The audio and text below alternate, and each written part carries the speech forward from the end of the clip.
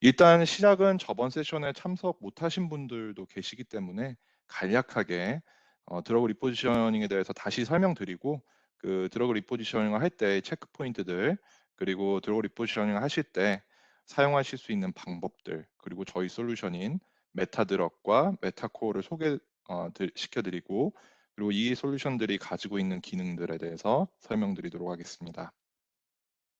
그래서 그럼 저번 웨비나를 보셨던 분들께서는 이미 들으신 내용이시겠지만, 이제 드러그 리포지셔닝이란 기존의 의약품을 다른 질병 치료를 위해 개발하거나 타겟하는 적응증을 추가적으로 확장하는 경우를 뜻합니다. 그래서 뭐 드러그 리사이클링, 드러그 리포지셔닝, 드러그 리퍼퍼싱, 드러그 리태스킹, 드러그 리프로파일링, 드러그 리디렉팅, 인디케이션 익스펜션 등등, 이제 컨텍스트에 따라서 다르게 지금 혼용되고 있습니다. 그래서 최근에 들어서 이런 드러그 리포지셔닝이 그 디노보 신약 개발이 어려워지고 있어 많이들 찾아주시고 있어요. 실제로 저희 회사에 컨설팅 의뢰가 들어오는 케이스가 과거에 비해서 약 24%가 증가했고요. 주요 고객들은 우측에 있는 화이자, GSK, 아스트라제네카, 바이엘 등 글로벌 MNC들도 적극적으로 의뢰를 하고 있습니다. 그만큼 신약 개발이 어려워지고 있고, 드러그 리포지셔닝으로 더 빠르게 그리고 효과적으로 파이프라인을 확보하려고 하고 있습니다. 실제로 저희 웹 오브 사이언스 데이터베이스 드러그 리포지셔닝을 키워드로 조회해 본 결과, 최근 들어 드러그 리포지셔닝에 엄청난 관심과 연구가 진행되고 있다는 것을 보실 수 있습니다. 인디케이션 익스펜션이라는 키워드로도 검색했을 때는 마찬가지로 지속적으로 많은 관심이 쏟아지고 있는 것을 확인하실 수 있습니다. 그럼 드러그 리포지셔닝에 왜 이렇게 관심이 쏠리는 것일까요? 그래서 기존의 신약 개발 방법 디노보는 발굴에서 시판까지 평균적으로 2.6조 달러가 들고, 평균적으로 17년의 시간이 소요됩니다. 그리고 성공률은 약 2.01%입니다. 그래서 여기서 키포인트는 1976년에 미국에서 승인된 신약의 개수가 26개인데, 2013년에는 27개로 기술력의 발전이 있었는데도 불구하고 더 많은 신약들이 승인되고 있지 않다는 것을 볼 수 있습니다. 드러그 리포니싱은 상당한 비용과 시간 단축을 할 수 있다는 것이 이제 가장 큰 장점입니다. 기본적으로 디노보로 개발할 경우 평균적으로 10년에서 17년이 걸리는데, 드러그 리포지셔닝을 하는 경우에는 평균적으로 3년에서 12년이 걸립니다. 이러한 시간과 절차 단축으로 연구 비용이 감축되는 걸 액수로 환산했을 때 약 5천만 불이 될 것으로 계산이 됩니다. 최대 장점 중 전임상과 임상 1상이 생략 가능한 경우도 있고, 빠른 인허가가 이루어질 수 있어 시장에 빠르게 진출하실 수 있습니다. 그리고 희귀질환 치료제로도 개발이 많이 용이한 경우가 꽤 있어서 희귀 질환과 관련되어 있는 그 accelerated procedure들의 이제 혜택을 노려보실 수 있습니다. 그럼 이 드러그 리포지셔닝을 어떻게 하는 것일까요? 그래서 기본적으로 드러그 리포지셔닝을 할 때는 고려해야 하는 것들이 많습니다. 질병 기전 관련 분석을 해야 하고, 약의 화학 구조 분석도 해야 하고, 부작용과 독성 정보를 수집하셔야 하고, 질병 간 유사성 분석을 하고, 단백질 네트워크 분석도 하며, 이제 약물 타겟을 노블한 것을 잡으시고 싶으시다면 유전자 발현 패턴 분석도 하시는 걸 추천드립니다. 그래서 이런 정보들을 순서대로 프로세스로 만들자면 패스웨이와 네트워크, 그리고 질병 간 유사성 정보를 수집하는 생물학적 분석을 먼저 하셔야 하고, 그 네트워크 안에 어떤 표적을 타겟팅해서 효과적으로 질병을 치료할 것인지 분석해야 하고, 그리고 그 표적을 효과적으로 타겟팅할 수 있는 약물을 선정하셔야 합니다.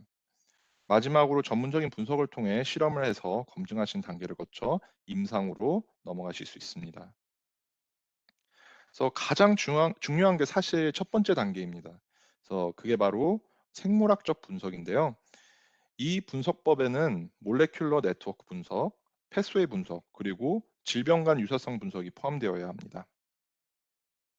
몰레큘러 네트워크 분석을 통해 바이오마커 간의 상호작용을 분석하시는 게 중요합니다.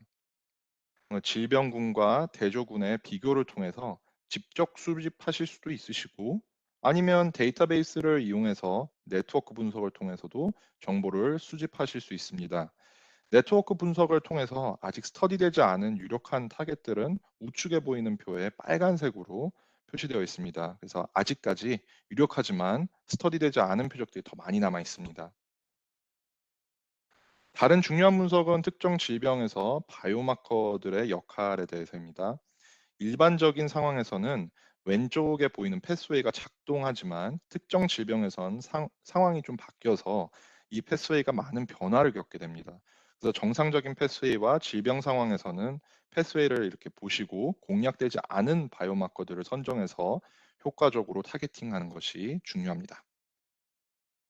이제 마지막으로는 약물의 후보를 뽑으실 때 질병 간 유사성을 보셔서 어떤 질병 치료제 또는 개발이 중지된 치료제를 리포지셔닝 할지 결정하실 수 있습니다.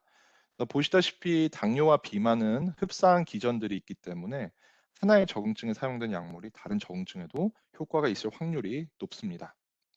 그래서 이거는 리포지셔닝된 약물은 아니지만 예시로 노보노디스크 제약의 삭센다 비만 치료제가 있는데요. 어 이런 분석들을 이렇게 이용해서 보시면은 이제 당뇨 치료제로 먼저 개발이 되었다가 이제 비만 치료제로 출시를 하고 당뇨도 치료를 할 수 있는 그러한 약물로 이제 많이 사용되고 있습니다. 자, 그런데 이런 분석들은 그럼 어떻게 하는 것일까요? 그래서 일단 제가 준비한 거는 모두가 하실 수 있는 기존의 조사 방식을 제가 준비를 해 봤습니다. 그것을 좀 공유 드리겠습니다.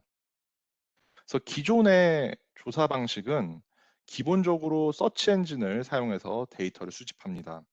그래서 주로 아시겠지만 NCBI를 많이 사용하십니다. 그래서 NCBI에 뭐 펀메드, 펀메드 센트럴, 뭐 젠뱅크, 펍캠 등 여러 이제 검색 그리고 데이터베이스 툴을 유용하게 사용하실 수 있습니다.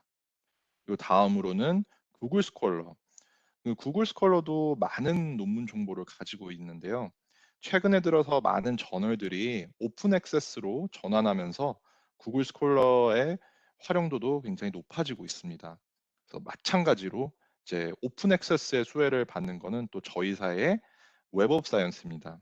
기본적으로 저희 웹 오브 사이언스는 이제 앱스트랙트와 사이테이션의 개수 그리고 임팩트로 저널들을 검색하실 수 있어서 가장 인용이 되고 인용이 많이 되고 많은 학자들에게 인정받는 연구들을 보실 수 있습니다. 그러니까 데이터를 모으실 때 대체적으로 이제 리뷰 아티클들이 많이 도움이 되는데요. 많은 저널들을 요약하고 정리해서 특히나 패스웨이 정보를 기반으로 한 메타 분석이 많기 때문에 많은 정보를 리뷰 아티클을 통해서 이제 수집을 하실 수 있습니다. 조금 더 최신 정보를 확인하시고 싶은 경우에는 이제 오리지널 아티클이나 레터를 보셔도 이제 남들보다 빠르게 더욱 새로운 타겟을 선정하실 수 있습니다. 그렇지만 이제 주로 이런 선두주자들은 디노보 신약 개발에 조금 더 도움이 될 수 있기 때문에 그렇게 크게 추천드리지는 않지만 뭐 이렇게 패스웨이에 대한 새로운 정보를 얻으시는 데는 좀 도움이 될 수 있습니다. 그래서 마지막으로 수집하신 데이터를 검증하셔야 하는데, 이럴 때는 뭐 인비트로와 인비보 실험을 통해서 도세지와 턱시시티 스크리닝 데이터를 수집하는 것을 추천드리고요. 위에 이제 검색 방식을 통해 이미 실험 정보가 있는 경우에는 그 약물 농도와 독성 정보를 이제 참고하셔서 다른 질병 모델에 이제 실험을 진행해 보시는 것도 이제 많은 도움이 됩니다. 이렇게 진행을 하시면 생물학적 분석은 대체적으로 완성을 하게 됩니다. 그래서 이러한 방법을 사용해서 지금 많은 회사에서도 진행을 하고 있고, 이제 대학 기관들 그런 이제 관련 기관들에서 드러그 리포지셔닝들을 많이 진행하고 계신데요.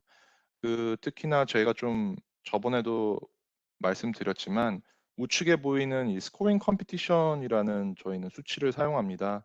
그래서 일단 페이즈별로 나눠서 디스커버리, 페이즈 1, 뭐 페이즈 2, 페이즈 3 이런 데 약물이 지금 있을 경우에는 저희가 이제 리스크 포인트라고 해 가지고 저 점수를 이제 넣습니다. 그럼 뭐 톡시시티 이슈가 있으면은 10점.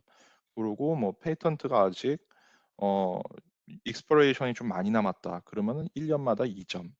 그리고 뭐 인디케이션을 이미 딴데 많이 확장을 했다. 그러면 2점 이렇게 해 가지고 이제 점수가 높으면 높을수록 사실상 좀 후보에서 밀려나고요. 점수가 낮을수록 이제 경쟁성이 좀 있는 그러한 리포지셔닝 후보가 되겠습니다. 그래서 요런 점수제를 이용해서 이렇게 점수를 먹이시고 그다음 캔디데이트 드러그 프라이어타이제이션을 진행해 주시고요.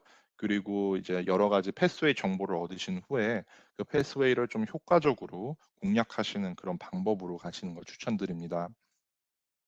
근데 이러한 방법들에는 이제 여러 뭐 장점이라면은 직접 이제 하실 수가 있고 대부분의 자료들은 이제 무료로 보실 수 있고 그리고 이제 원하시는 대로 좀 진행을 하실 수 있는 방법이 있는데 이제 좀 문제점들도 있습니다. 그래서 기본적으로 서치 엔진 관련해서 이제 문제점을 좀 말씀드릴 텐데요. 이제 서치 엔진 같은 경우에 NCBI, 구글 스콜러 뭐 저희 사회 웹 오브 사이언스도 마찬가지지만 이 굉장히 데이터 양이 방대합니다. 그래서 방대하다는 것은 이 데이터 양이 많은 것은 좋은데 저희가 원하는 정보를 각각 이렇게 딱 뽑아내기가 좀 어려울 수도 있다는 부분이 있습니다. 특히나 이제 필터 기능이 좀 제한적이거나 그런 경우에는 이제 더군다나 이게 검증된 정보인지 아니면 그냥 누군가의 그냥 썰로 끝날 수도 있는 그런 어 연구 정보들이 있을 수 있기 때문에 그런 것들을 이제 걸러내기가 어려운 부분이 있습니다.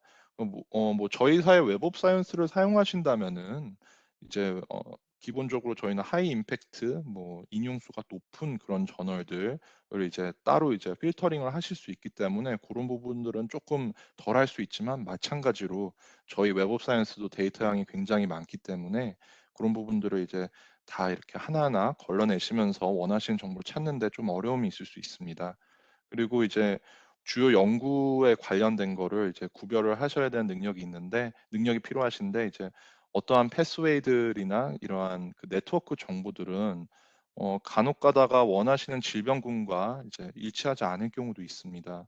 그래서 예를 들자면은 뭐 패스웨이 중에서 뭐 GSK3 베타, 뭐 AKT, 뭐 mTOR 시그널링 이런 패스웨이들은 정말 뭐 상황에 따라서 천차만별로 이제 활동을 하기 때문에 그런 부분들에 있어서 주요 연구를 위해서 다른 정보들도 좀 필요하실 수 있는데 그거 일일이 다 수집해야 되는데 좀 어려움이 있습니다. 그리고 그런 많은 양의 자료를 확인하시고 그런 데이터를 좀 찾고 수집하실 때 있어서 좀 많은 시간이 소요된다는 것이 제 단점이 되겠습니다. 그리고 이제 수집을 하신 데이터에 대해서 이제 좀 가장 뭐 많이 겪는 문제 중 하나는 저도 이제 대학원 생활할 때 저는 이제 학교에 있을 때는 문제가 없었지만 이제 나와서 문제가 있는 거는 저널 액세스에 대한 문제가 있습니다. 그래서 모든 저널들이 다 오픈 액세스이면 참 좋을 텐데 아직까지 그러진 않고 이제 어떤 저널들은 구독을 해야 하기 때문에 그런 부분에 있어서 좀 액세스에 문제가 있고요.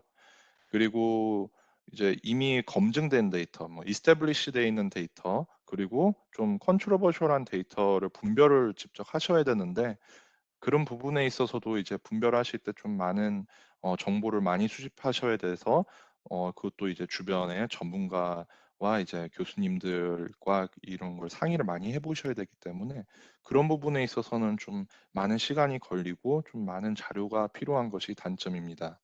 그래서 그런 것들을 이제 다 모아서 이제 '신용성을 확보를 했는가.' 그런 질문을 하셔야 되는데요.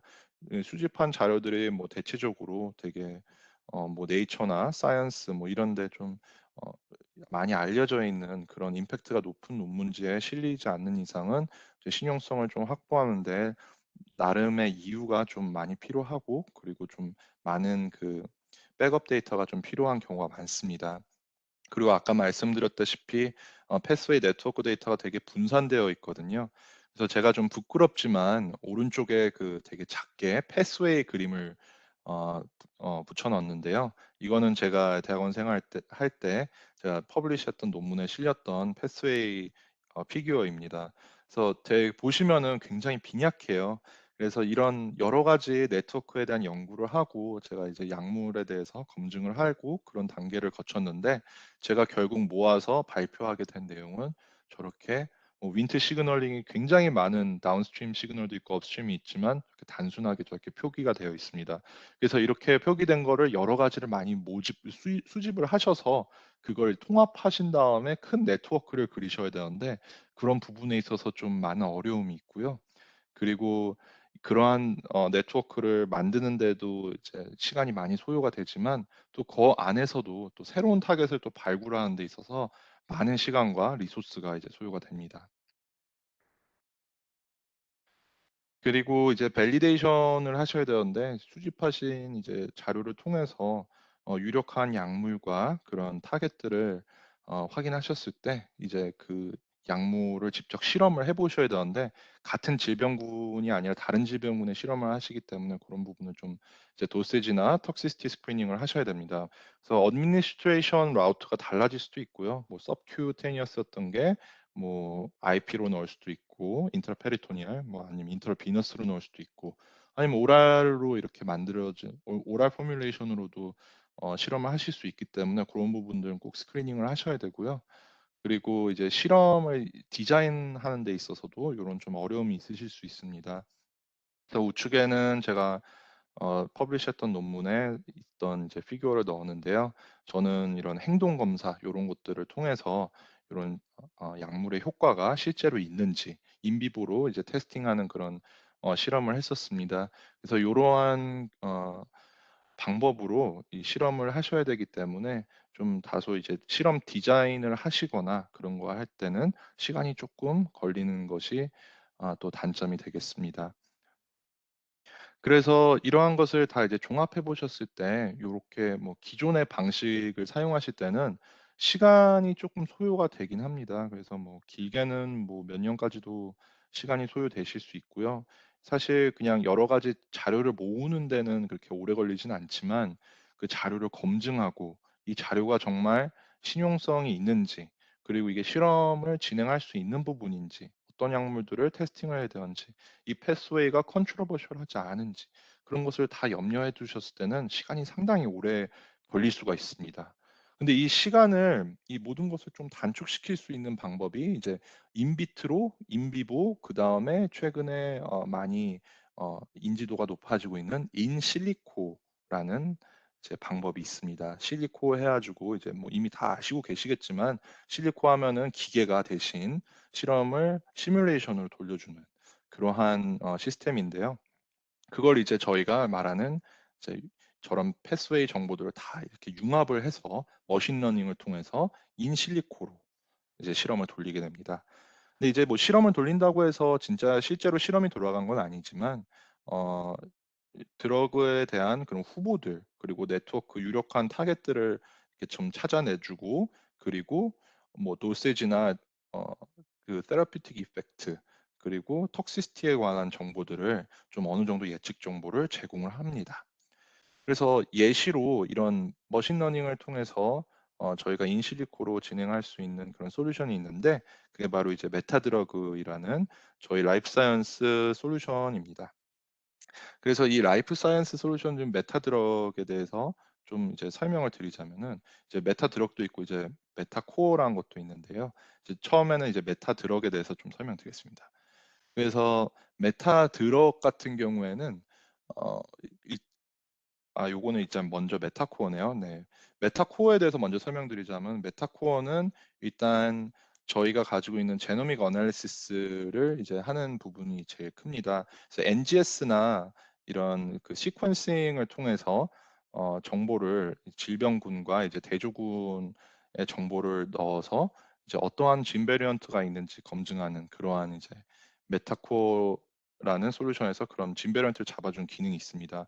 그래서 이러한 진 베리언트들을 이제 비교를 해서 어떤 부분들이 뮤테이션이 일어났는지, 어디가 이제 타겟팅하기 좋을지 요런 것들도 이제 잡아내실 수 있는데요. 저희는 기본적으로 이제 대조군이 없으실 경우에는 저희 기본적인 이제 1,000개의 지노믹 포퓰레이션에 대한 정보가 있기 때문에 그걸 대조군으로 사용하실 수 있습니다. 그래서 여러 가지 이제 베리언트를 잡는데 베리언트 중에서도 뭐 특정 뭐 인디케이션에 관련해서 베리언트가 있을 경우에는 그런 부분들만 또 필터하실 수 있는 그런 기능이 있고요. 그래서 이 같은 경우에는 이제 페인 인센시티비티 관련해서 이제 뮤테이션을 잡아주는 그러한 필터고, 그리고 이제 이거를 진행을 했을 때뭐 보시면은 여기 마우스로 보이는지 모르겠는데 여기 known하고 noble이라는 스닙에 대해서 나오는데요. 이제 저희가 이미 그 알려진 저희 데이터베이스에 있는 이미 알려진 스닙인 경우에는 이제 이렇게 스닙 그런 스닙만 찾길 바라시면은 여기 known을 클릭해 주시면 되고, 이제 좀 알려지지 않았지만 이 베리언트가 있는 부분에 있어서는 noble을 클릭해 주시면은 이러한 베리언트들도 다 이렇게 분석이 가능한 부분이 있습니다. 그래서 이런 것을 연결시켜서 이렇게 필터를 해서 하면은 아래쪽에 이렇게 스닙들이 나오고 여기 어떤 뮤테이션이 있는지 어떤 변화가 베리언트가 있는지 그런 부분들을 이제 다 알려드립니다. 그래서 이러한 그 베리언트들을 다 수집을 해서 인리치먼트 어널리시스라는 걸 통해서 이 베리언트들이 어떠한 영향을 끼칠 수 있는지, 어떠한 네트워크에 가장 큰 영향을 끼치는지 그런 것들을 보실 수 있는데요. 여기 보시면은 아까 여기 예시로 넣었던 데이터 같은 경우는 뉴로피지올로지컬 프로세스, 이제 트랜스미션 오브 너브 임펄스에 가장 많은 역할을 하고 있다. 이렇게 랭킹별로 보여줍니다. 그래서 이 p-value로 통해서 이제 순위별로 이렇게 보여드리는데요. 이제 첫 번째, 두 번째 이렇게 위에 있을수록 더 연관성이 높은 것이라고 생각하시면 되시겠습니다. 그래서 이러한 네트워크들을 이제 열어보시면은 이제 각각의 이제 바이오마커들, 여기는 마이크로 RNA, 뭐 되게 알려져 있는 이거는 뭐 ERK 그리고 뭐 노바 이런 시그널들이 이렇게 다 있는데요. 여기 이제 위치별로도 이렇게 나눠서 보실 수 있고요. 이렇게 어떻게 이게 상관관계가 되는지 이런 것들도 다 보실 수 있습니다. 그래서 이렇게 초록색으로 표시된 거는 액티베이션으로 보시면 되시고, 이제 빨간색으로 된 거는 이니비션으로 이렇게 보실 수 있습니다. 이제 이런 부분들은 제가 이제 조금 더 진행을 이 발표를 진행을 하면서 제가 직접적으로 좀 보여드릴 수 있는 부분이 있는데요. 그 부분 좀 차후에 설명드리도록 하겠습니다. 그래서 뭐 시퀀스 데이터만 업로드 하실 수 있는 게 아니라 이제 뭐 요즘 많이 하시는 프로테오믹스 그런 분석을 통해서도 이런 정보를 좀 업로드 하실 수 있는데요. 이런 프로테오믹스 정보 저는 이제 오른쪽에 보이는 이렇게 되게 간단하게 시그널들 몇 개 넣고 그다음 폴드 체인지, 이렇게 렐리티브 폴드 체인지만 이렇게 입력해도 정보를 이제 얻으실 수 있습니다. 네, 그리고 이제 메타 드럭 이 부분에 있어서는 메타 드럭에 대해서 조금 설명을 드리려고 하는데요. 일단 이제 기본적으로 저희가 실험을 할 때 여러 가지 농도로 테스팅을 하는데 이게 각각 그룹 간에 이제 변화가 있을 경우에는 이 그룹 간 이렇게 비교를 하고 얼마만큼 프로세스에 이제 연관이 있는지 그런 것도 확인하실 수 있습니다. 그래서 저희가 가지고 있는 그러한 그 패스웨이에 있어서 여기 진이 얼마만큼 어디에 역할을 하고 있는지 그런 것들을 확인하실 수 있는 부분이 되겠습니다. 그래서 잠시 제가 화면을 잠시 좀 바꿀 텐데요. 예, 제가 이제 스크린을 좀 다른 걸 드리기 위해서 제가 좀 화면을 바꾸도록 하겠습니다. 네. 자, 이제 메타 드럭에 대해서 좀 보여드리고 싶은데요. 이제 메타 드럭 같은 경우에는 이렇게 화학 구조를 업로드하실 수 있습니다. 그래서 기본적으로 저 같은 경우에는 펍캠을 되게 자주 애용하는데요. 이제 이 같은 경우에는 어, 직접 가지고 계신 에셋이나 어떠한 컴파운드들이 있는데 그 컴파운드들이 어떤 인디케이션에 또 적용을 하실 수 있는지, 그 어떤 역할을 할 수 있는지 그런 것들을 좀 검증하실 수 있는 그런 인실리코 머신러닝 이런 프로세스가 되겠습니다. 그래서 아까 말씀드렸던 메타드롭 같은 경우에는 기본적인 실험 데이터가 있으실 경우에는 그 메타코어를 돌리셔서 타겟들을 어떤 타겟들을 하는 게 좋을 건가 그런 것들을 이제 좀 잡아내시고 네트워크 분석을 하실 수 있는 부분이고요. 메타드롭 같은 경우에는 이렇게 화학적인 구조를 직접 업로드 하셔서 또는 뭐 직접 그리실 수도 있습니다. 그래가지고 그런 화학 구조를 넣으셔서 이 화학 구조에 어 능력을 뭐 효과나 요런 것들을 예측해 주는 그런 솔루션이 되겠습니다. 그래서 이렇게 업로드를 하면은 제가 사실은 카이닉 애시드라는 이제 약물을 업로드를 했는데요. 저희 데이터베이스에 이렇게 있을 경우에는 여기 시밀러 컴파운드라고 해서 첫 번째로 카이닉 애시드가 시밀러리티 100%로 잡혀 있습니다. 그래서 이렇게 저희 데이터베이스에 있는 정보라고 보실 수 있고, 그와 이제 70%의 유사성에 있는, 뭐 60%까지 선택은 가능하시지만 이제 보통 70%나 80%까지 보시기 때문에, 저는 일단 70%를 설정을 했는데 70%의 유사성이 있는 약물들까지 이렇게 잡아주는 부분이 있습니다. 그래서 이러한 약물들의 역할들을 수집을 하고 그걸 분석을 해서 이게 타겟이 어떠한 타겟에 붙을 수 있는지 이렇게 예측도 많이 해줍니다. 그래서 약물을 이제 리포지셔닝을 하시고 개발을 하실 때 가장 또 중요시 보는 부분 중 하나가 이 어떤 타겟을 하는 거냐, 이 약물은 어떤 타겟에 붙는 거냐, 요런 것들을 굉장히 이제 관심 많이 가져 주시는데요. 요런 부분에 있어서 지금 스크린샷으로는 2개 정도밖에 안 나왔지만 이제 밑으로 내려가면 이제 좀 많은 타겟들을 잡아 주고 있습니다. 근데 이제 이것도 이제 마찬가지로 순위별로 제일 위에 있는 게 가장 강하게 타겟을 하는 것이라고 보실 수 있고요.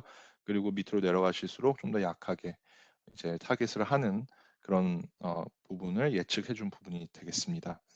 그리고 이제 약물을 입력을 하셨을 때 이게 어떤 다른 테라퓨틱 액티비티가 있을 수 있는지, 이제 인디케이션을 확장을 하시고 싶으신데 어떤 인디케이션에 이제 확장을 하는 게 좋으련지, 그런 것들에 대해서도 보여주는 부분인데요. 이제 카이닉 애시드 같은 경우에는 좀 이제 독성 물질이다 보니까 좀 테라퓨틱 액티비티가 좀 저조한 것처럼 보일 수는 있습니다. 그래서 지금 뭐 저희가 총 25 가지의 인디케이션에 대한 이런 예측을 제공을 해 주는데요. 요렇게 위에 초록색이 나왔을 경우에는 여기 0.71, 0.5 이상이 될 경우에는 이제 아르트라이티스 이 같은 경우에는 효과가 있을 거라고 예측이 되는 부분이고요. 요렇게 괄호로 안에 들어가 있는 숫자는 p value라서 이제 이게 50을 넘어야지 유의미가 있다는 것을 보실 수 있습니다. 근데 지금 이 같은 경우에는 캔서에는 유의미하게 효과가 없을 것으로 보실 수 있고요. 그리고 아스라이티스에는 효과가 있을 것 같지만 유의미성이 좀 떨어지기 때문에 요런 부분들은 좀 테스팅이 필요하다, 이렇게 보실 수 있습니다. 그리고 약물이 타겟이 있지만 이제 타겟뿐만 아니라, 그리고 테라피틱 액티비티뿐만 아니라 독성도 있습니다. 그래서 독성에 관해서 좀 말씀드리자면 독성 부분에서도 예측이 똑같이 되는데, 이제 우측에 보시면은 여기 초록색으로 위에 된 게 0.5가 넘지 않고 0.5 이하인데 이렇게 초록색으로 표시가 되는 경우가 있거든요. 요런 거는 이제 "턱시시티가 없다. 좀 안전하다." 이렇게 보실 수 있고, 밑에 밸류는 마찬가지로 이제 빨간색이면은 유의미성이 좀 떨어지고 초록색으로 되면 유의미성이 있다, 이렇게 보실 수 있습니다. 그래서 요렇게 유의미성이 있고 없고, 그리고 얼마만큼 효과가 있을지 없을지, 그리고 어떤 턱시시티가 있는지 없는지에 대해서 요렇게 예측해 드리는 부분이 있습니다. 그래서 이 메타드럭 같은 경우에는 드러그 리포지셔닝에 굉장히 특화되어 있는 솔루션이라고 보실 수 있습니다. 그뿐만 아니라 이제 네트워크 분석도 이거 같이 해 주는데요. 예를 들자면은 메타드럭 같은 경우에는 이 약물이 들어갔을 때 어느 패스웨이에 어떤 역할을 해 주는지, 그런 부분들, 그리고 이 네트워크에서 핵심이 되는 인자들이 어떤 건지 요렇게 동그라미로 표시를 해 줍니다. 그래서 여기 들어가 있는 이 약물이 기여할 수 있는 부분들, 할 수 있는 이런 바이오마커들을 모두 나열을 해서 나중에 이제 뭐 테라피틱 액티비티를 트래킹을 하셔야 할 때 여기 관련돼 있는 인자들을 이제 익스트랙션 해 가지고 퀀티피케이션을 해 보시면은 '아 이게 좀 약물이 효과가 있겠구나 없겠구나.' 이 어떤 질병 상황에서 그런 것들을 이제 확인하실 수 있는 부분이 되겠습니다. 그래서 이렇게 계속 그냥 이미지로 말씀드릴 수도 있는데 저희가 직접적으로 이제 솔루션을 좀 보여드리는 게 더 빠를 것 같아서 제가 지금 잠깐 솔루션을 보여드리도록 하겠습니다. 잠시 준비하는 데 시간이 좀 걸리는 부분 양해 부탁드립니다.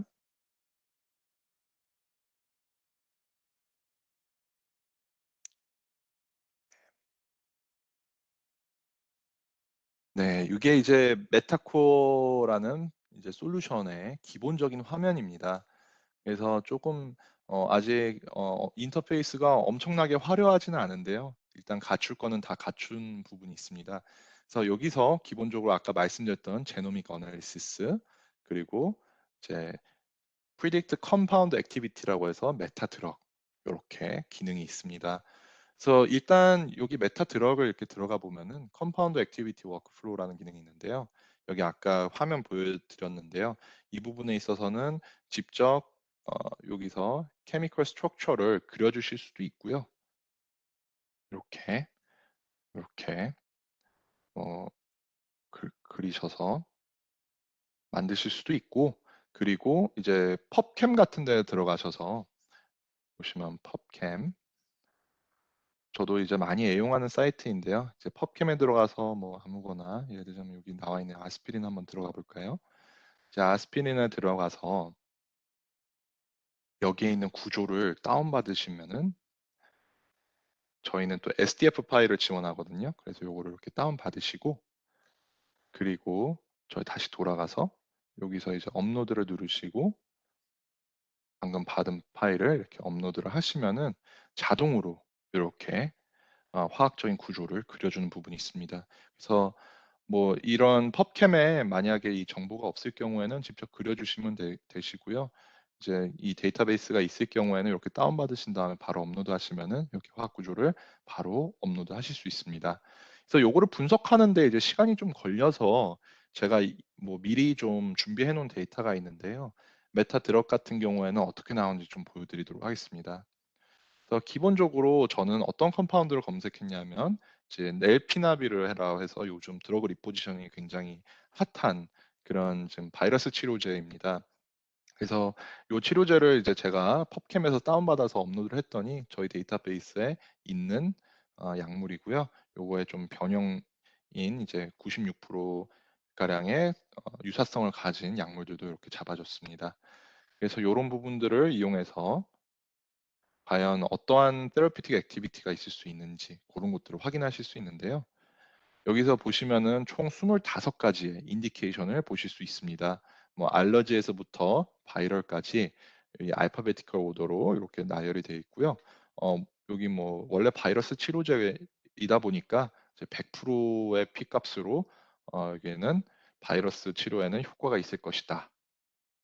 그리고 보시면은 여긴 또 오비시티하고 오스테오포로시스에 또 효과가 있을 거라고 또 보이고, 그리고 여기 보시면은 마이그레인, 그 편두통에도 이제 효과가 좀 있을 거라고 하는데 여기는 좀 유의미성이 떨어지기 때문에 네, 이런 부분에 있어서 좀 실험이 필요한 부분이 되겠습니다. 그래서 이러한 결과들이 좀 있습니다. 뭐 하이퍼텐션, 하이퍼리피디미아, 네, 그 고혈압하고 고지혈증, 뭐 하트 페일리어 이런 데에도 효과가 좀 있을 것처럼 보이는데요. 이제 피 값이 좀 떨어지다 보니까 이제 좀 테스팅이 좀 필요한 부분이 되겠습니다. 그래서 뭐 아르트라이티스, 에스마 하고 뭐 알츠하이머에도 좀 효과가 있을 거라고 이렇게 나오고 있습니다. 그래서 요런 부분들 좀 예측하고 이제 실험을 진행하시거나 이제 파이프라인 확장을 하시는 데 있어서 좀 고민이 되신 부분이 있으시다면은 요렇게 확인하실 수 있는 부분이 되겠고요. 그리고 이제 턱식 이펙트 관련해서도 이제 보실 수 있는데요. 여기서 기본적으로 좀 턱시시티는 많이 떨어지는 걸로 보이는데 P값이 좀 낮다 보니까 요런 부분 좀 테스팅을 해볼 필요가 있고요. 네. 그래서 기본적으로는 좀 안전한 약물이라고 이렇게 보실 수 있겠습니다. 그래서 저희 데이터베이스 같은 경우에는 이렇게 26가지에 대한 톡시시티 정보를 제공을 하고 있고요. 이런 부분에 있어서 이제 어떻게 어떤 톡시시티를 좀 주의를 하셔야 되는지 실험하실 때 뭐 인비트로 실험이나 인비보 실험을 이제 파마코키네틱 이런 스터디를 하실 때 네, 그런 부분은 어떤 부분을 염두에 두셔야 되는지 그런 것들을 좀 잡아준 부분이 있어서 이제 실험을 디자인하시고 연구를 이제 개발하시는 데 있어서 좀 도움이 되지 않을까 싶습니다. 그래서 요런 부분들을 이렇게 좀 줄여주고요. 그리고 요런 프로퍼티 같은 걸 보셔도 이제 이게 굉장히 리액티브한 서브스턴스인지 요게 이제 스폰테니어스하게 리액티브한지 아니면 뭐 리핀스키 룰 오브 5를 사용해서 이게 오랄 포뮬레이션으로도 가능한지 예, 요런 것들도 이제 체크해 드린 부분이 있습니다. 그래서 요건 다 오케이가 됐고요. 그리고 뭐 요거는 메타볼리즘 관련해서도 이제 보여주고, 뭐 ADME 관련된 정보, 프로틴 바인딩, 네, 요런 정보 이렇게 다 어느 정도 예측 정보를 다 제공하고 있습니다. 그래서 알려진 정보 같은 경우에는 이제 100%로 나올 수도 있는데, 이제 어느 정도 꽤 확신이 있을 경우에만 이렇게 나오기 때문에, 지금 예시로는 조금 이렇게 100%가 좀 자주 나오는데 이제 흔치 않은 수치이긴 합니다. 그래서 요런 부분들 꼭 참고해 주시고요. 네. 그다음에는 요런 거 다 접고, 자, 이런 부분들은 이제 possible target 요런 것들을 좀 보실 수 있는데요. 이렇게 빨간색으로 이렇게 나와 있고, 요게 이제 지금 CYP2, C8에 요게 바인딩을 해서 이게 이제 이니비션 효과가 있다는 것을 이제 보실 수 있습니다. 그래서 요렇게 기본적인 possible target들을 이렇게 다 보여주는데, 이런 부분들을 이제 참고해 주셔 가지고 어떠한 타겟들이 또 보고 계신 질병 상황에 해당할 수 있는지 그런 것들도 보실 수 있습니다. 그래서 이런 부분들도 인터랙션을 이렇게 눌러 보시면은 이렇게 다 레퍼런스가 있습니다. 저희는 이 모든 데이터는 다 매뉴얼로 큐레이트된 정보인데요. 이렇게 들어가셔서 직접 이 논문도 확인해 보실 수 있고, 이 정보가 어디에 게재가 되었는지 이렇게 펀메드로 연결되니까 연구를 하실 때 참고해 주시기 바랍니다. 그래서 이러한 것들을 다 이제 다 직접적으로 논문들을 확인하시면서 다 수집하실 수 있는데, 뭐 저희 데이터베이스 같은 경우에는 저희가 이미 다 어느 정도 컨트로버셜한 데이터는 다 제외를 하고 검증된 데이터를 통해서 큐레이트된 정보를 소유하고 있기 때문에 이런 부분 좀 편하게 사용하실 수 있을 거라 생각됩니다. 포시블 타겟은 이렇게 됐고요. 그리고 이제 인리치먼트 어널리시스라고 해서 아까 메타코어에 보여드렸던 이제 패스웨이 맵 관련해서 이제 좀 보여드리는 부분입니다. 그래서 이런 부분들은 이렇게 어, 분석을 통해서 이제 관련된 어떠한 패스웨이와 관련되어 있는가 그런 것들을 이제 보실 수 있거든요. 이런 부분들이 있어서 이렇게 보시면은 이런 거 아무거나 한번 눌러볼까요? 그러면은 에스트라디올 메타볼리즘에 이렇게 관여를 할 수 있다 해서 지금 총 전체 패스웨이 맵은 이렇게 제공이 되는데, 여기에 이제 이 약물로 인해서 이제 활성화될 수 있는 그러한 활성화 또는 비활성화 될 수 있는 인자들을 이렇게 하이라이트해서 보여드립니다. 이 또한 마찬가지로 저희는 다 레퍼런스를 제공해 드리고 있고요. 이런 인자들이 뭐 어떤 인자인가 잘 모르실 때는 이렇게 직접 클릭해 보시면은 이제 기본적으로 저희가 요 데이터에 대한 이제 풀 네임하고 이 진의 역할 요런 것들을 다 이렇게 큐레이트 되어 있는 부분이 있기 때문에 확인하실 수 있고요. 뭐 요거에 관련된 이제 뭐 패스웨이 또는 뭐 또 다른 패스웨이 또 연관이 돼 있고, 이렇게 디지즈랑 또 관련돼 있을 수 있으니까 요런 부분들 이제 파이프라인을 확장하실 때, 이런 인디케이션 익스펜션을 하실 때 뭐 하나의 인자 가지고 하나의 인자를 타겟팅을 하는 약물을 하나를 찾으셨으면은 그 인자가 또 다른 어떤 질병에 이게 또 많은 역할을 하고 있는지 그런 것을 확인하시면은 또 인디케이션 익스펜션을 하는데 굉장히 또 많은 도움이 될 수 있습니다. 그래서 요런 부분들은 요런 툴을 사용하시면서 이게 빠르게 직접 매뉴얼로도 하실 수 있습니다. 이게 보시면은 다 이렇게 펀메드 이렇게 레퍼런스가 다 들어가 있는데요. 요런 것들을 이제 직접 다 매뉴얼로 검색하셔서 구글 뭐 검색이나 아니면 NCBI를 통해서 이 펀메드 논문들을 다 읽어보신 후에 직접 이렇게 데이터베이스 데이터를 이렇게 수집하시고, 제가 이제 대학원 생활을 하면서 그렸던 그런 패스웨이처럼 직접 그리실 수도 있습니다. 이제 다만 이제 이런 부분들은 이미 큐레이트가 되어 있고, 좀 이렇게 시간이 없으시거나 좀 빨리빨리 하시고 싶으신 분들에게는 이런 툴도 있다는 것을 이제 보여드린 부분이 되겠습니다. 네. 그리고 이제 뭐 아까 말씀드렸던 저런 건 이제 패스웨이 맵이고, 어떤 특정 상황에서의 이런 역할들을 볼 수 있는데, 이런 프로세스 네트워크 같은 경우에는 이게 조금 다르게 어 이렇게 상호작용, 요렇게 모든 이런 프로틴들과 이제 뭐 인자들 간의 이런 상호작용을 이제 볼 수가 있습니다. 그래서 이런 뭐 특정 상황뿐만 아니라 뭐 지금 여기는 이렇게 Bioacid Transportation하고 Regulation에 관련해서 이제 주제로 나와 있는데 거기 안에서 이렇게 많은 프로틴 인터랙션이 일어나고 있는 것들을 이제 확인하실 수 있고요. 요런 부분들을 쪼금씩 이제 편집해서 원하시는 이제 결과로 좀 유도하시는 방법도 있는데 이런 인자들을 직접 검색을 하실 때 모두 다 수집을 하시는 게 좀 어렵거든요. 근데 이제 저희 이제 솔루션 같은 경우에는 요런 부분들도 저희가 다 상호작용이랑 이런 것들을 다 기록하고 있기 때문에 요런 부분들을 이제 참고해 주시면은 또 금방금방 어 뭐 좋은 타겟을 발굴하시거나 아니면은 뭐 가지고 계신 그 약물이 어디에서 어떻게 역할을 할 수 있는가 고런 것들을 좀 테스트할 수 있습니다. 지금 같은 경우에는 좀 글씨들이 좀 크게 나와서 이렇게 되는데요. 네. 이렇게 좀 작게 해 가지고 뭐 멤브레인에 있는 인자들 그리고 뭐 사이토플래즘에 있는 인자들, 뉴클리어스에 있는 인자들 어디를 타겟팅을 해야 되는지 보통은 라이간드를 많이 타겟팅을 하잖아요. 그래서 고런 부분들 이렇게 네트워크 오브젝트에 들어가서 이 질병 같은 이 경우에는 테라피틱 타겟은 요 MDR1을 타겟팅하는 게 좋겠다. 딱 이렇게 보시고 요 MDR1을 타겟팅하는 약물을 찾으셔서 이제 공략을 하시면은 지금 같은 경우에는 뭐 패솔로지컬한 스테이터스는 아니지만 뭐 패솔로지컬한 네트워크에서 요러한 테라피틱 타겟들을 잡아주고 이렇게 이니비션을 시키고 뭐 넉다운을 시키시거나 그런 방법 이용하시면은 이제 뭐 다른 데 사용됐던 드러그를 리포지셔닝 하는데 좀 성공적으로 리포지셔닝 하실 수 있지 않을까 그렇게 생각이 됩니다. 그래서 여기서도 마찬가지로 이러한 인터랙션들 다 클릭해 보시면은 저희가 다 이렇게 어, 큐레이트 되고 이 큐레이트 된 걸 기반으로 된 레퍼런스들 그런 것들을 다 확인하실 수 있습니다. 그래서 이런 부분들을 이제 다 논문을 통해서 논문을 이제 보시고 이제 또 따로 정보를 확인하실 수도 있고요. 이런 것들을 뭐 먼저 검색을 하셔서 직접 매뉴얼리 이제 수집하시는 방법도 있습니다. 그래서 기본적으로는 이렇게 프로세스 네트워크 나오고요. 그리고 뭐 디지즈 바이오마커 네트워크 해서 지금 이 약물 같은 경우 지금 이 약물은 여기 보시는 넬피나빌인데요. 이 약물 같은 경우에는 이제 디지즈 네트워크에 있어서는 스키조프레니아에 좀 많은 역할을 할 수도 있겠다. 그리고 뭐 크론병, 뭐 아테로스클로로시스, 뭐 브레스트 캔서에 있는 네오플라즘 요런 것들 이제 여기에도 이제 많은 기여를 할 수 있기 때문에 이런 부분을 확인하시면서 인디케이션 익스펜션을 또 진행하실 수 있습니다.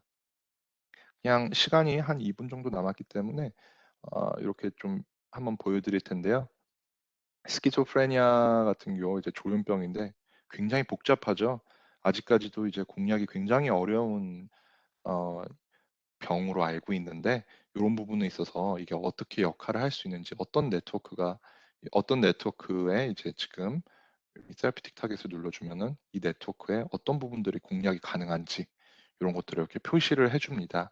그래서 이 부분에 있어서 지금 약물의 퍼시블 타겟을 이렇게 여기 다시 돌아가셔서 확인하신 후에 여기 나오는 퍼시블 타겟들을 확인하신 후에 그리고 여기에 어떻게 적용이 될 수 있는지 그리고 테라피틱 타겟으로 선정할 수 있는지 그런 부분들을 확인해 주시면 되겠습니다.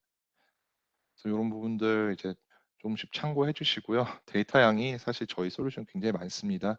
그래서 이 메타베이스라는 기반으로 저희는 데이터베이스를 구축을 하고 있고 그 메타베이스에 있는 자료를 기반으로 해서 이렇게 분석을 해드리고 있습니다. 그래서 마찬가지로 저희가 이런 부분들이 다 좀 어려우실 수 있거든요. 그래서 저희는 기본적으로 이런 솔루션들을 기반으로 저희는 또 프로페셔널 서비스, 컨설팅 서비스도 제공하고 있습니다. 그래서 이런 부분에 있어서 뭐 사용에 어려움이 있으시거나 아니면 좀 뭔가 빨리 진행을 하시고 싶으신 경우에는 저희가 또 이런 DTS라는 서비스를 제공하고 있습니다. 저희 회사에 대해서 잘 또 모르시는 분들도 계실 수 있는데 저희는 이제 웹 오브 사이언스 그리고 이제 라이프 사이언스 콜텔리스라는 플랫폼이 있고요. 교육계에서는 이제 논문 많이 쓰시고 그런 분들 엔드노트 잘 아실 수 있고요. 그리고 이제 인텔렉추얼 프로퍼티 IP 관련해서 특허 관련해서 더원트하고 다치 IP라는 솔루션들 가지고 있습니다. 그래서 이런 부분들을 가지고 있는 저희 회사고요. 그리고 저희는 드러그 리포지셔닝을 위한 독자적 콘텐츠와 이제 분석법을 가지고 있고 그 전문 인력이 있기 때문에 네 고런 부분들에 있어서 좀 드러그 리포지셔닝을 빨리 하시고 싶으신데 진행이 좀 어려우시다. 아니면 저런 저희가 오늘 소개 드린 이런 솔루션들을 이용하시고도 좀 어려움이 있으실 경우에는 저희가 이런 세계적인 전문가들 그리고 화이자나 뭐 아스트라제네카처럼 글로벌 MNC를 지원하고 있는 그런 컨설턴트들이 이제 대기하고 있기 때문에 언제든지 문의를 주시면은 도움을 드리도록 하겠습니다. 그래서 주 제가 오늘 준비한 내용은 여기까지고요.